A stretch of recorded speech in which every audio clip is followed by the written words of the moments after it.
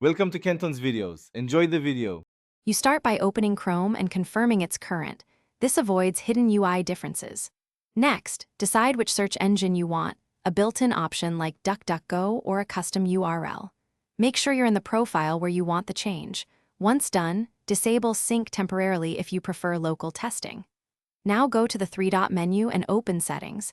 This begins the direct path to search engine controls. Don't skip straight to extensions yet. You're now in the Manage Search Engines area, where the change happens. To add a custom engine, click Add, enter a clear name, a short keyword, and a search URL using %s for the query. This tells Chrome where to send your searches. Once added, find that entry and click the three-dot menu to make default. If you prefer a built-in one, simply choose it from the default drop-down. Make sure to test a search from the Omnibox to confirm behavior.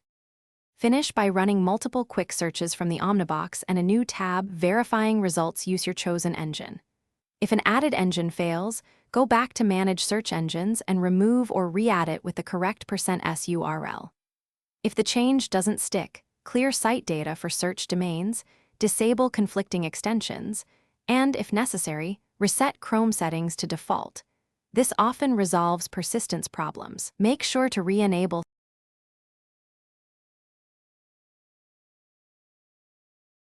Thanks for watching. Consider subscribing if we helped you.